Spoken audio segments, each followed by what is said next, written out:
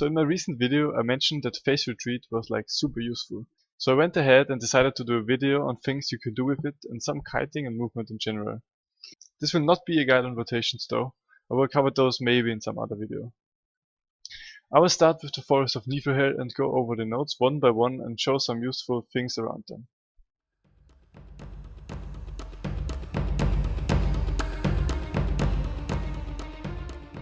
So there's this little shortcut when coming from the red spawn. You just jump up the rocks, and after the bushes you have to jump once more, and then you made it. So there are a lot of ways to kite around this node.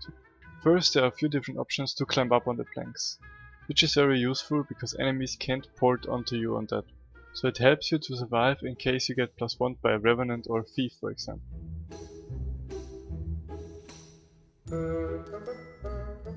Next one up are the stones on the left. They are the same as the planks, as in enemies won't be able to port onto you. And sometimes they are easier to reach and to climb onto. You can use phase retreat or blink to get on the platform on the other side, but since you can blink there, enemies with ports will follow you. So in case you're getting +1 by a Revenant or a Thief, this is not the best way to kite. Another very safe and useful option is to kite around the big stone, since enemies can also not port on there and it's easy to LOS your opponents.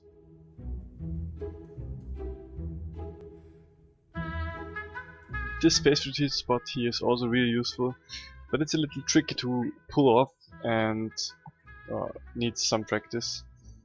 But if you know what to do, it can be very helpful.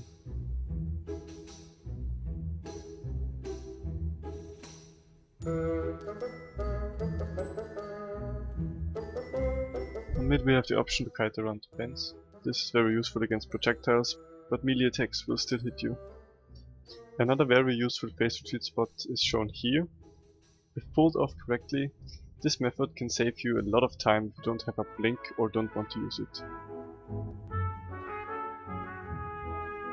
So here we have some methods to get to the higher ground on the henge node. All of them very useful when kiting.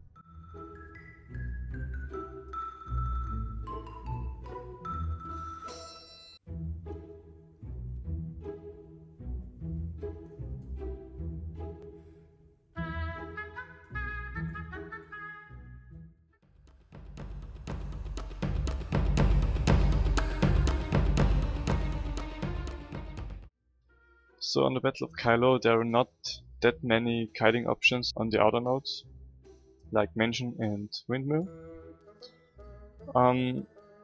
Kiting options and non-portable areas are a little further out on these.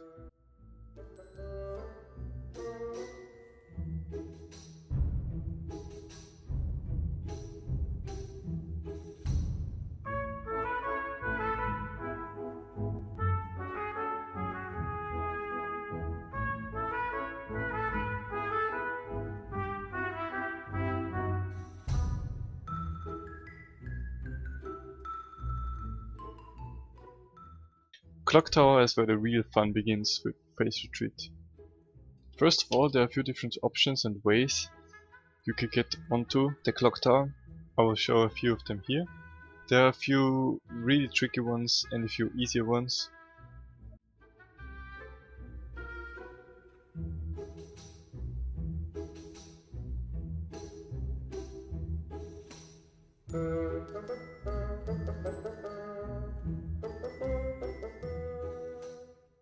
So now let's go for the main dish here. There are a lot of ways and intricacies around the clock tower, and it's really fun if you know what to do.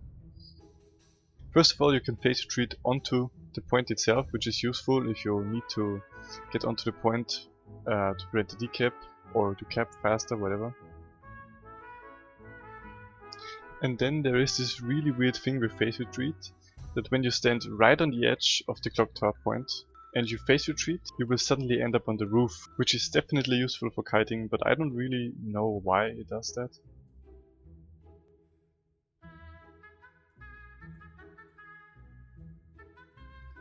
To finish it off, there are a lot of things you can do with phase retreat on clock tower, and I highly recommend you go onto a Kylo map and just try things out yourself.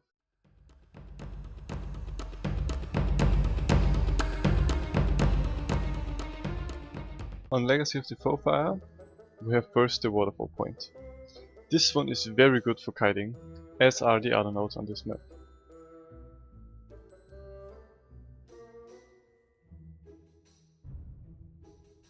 Kiting around the tree behind the fence is always a good idea because it lets you mitigate some damage, and you have the possibility to jump on port safe ground.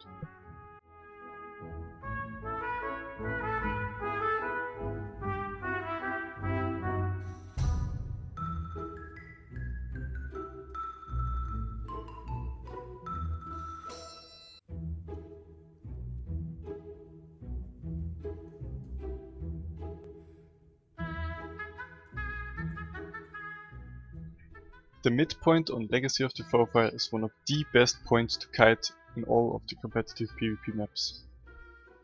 This is due to its large radius that lets you run from your opponents, and of its easy access to higher ground on all sides, due to the graveyards and ledges where you can phase retreat onto.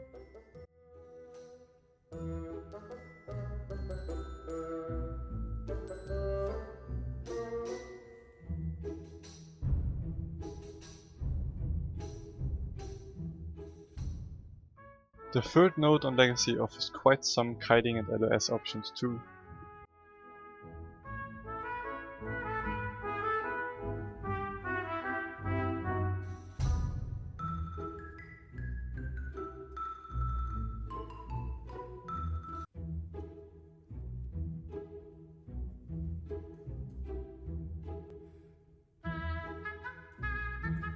And this concludes the third map.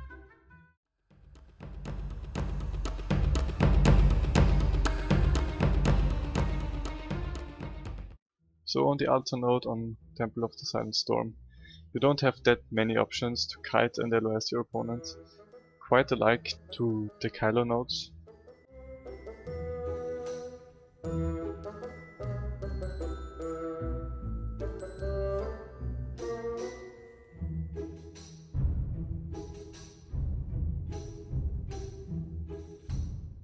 The Temple node, quite unlike its altar counterpart, offers quite a few options to kite and a port safe ground that's easy to reach.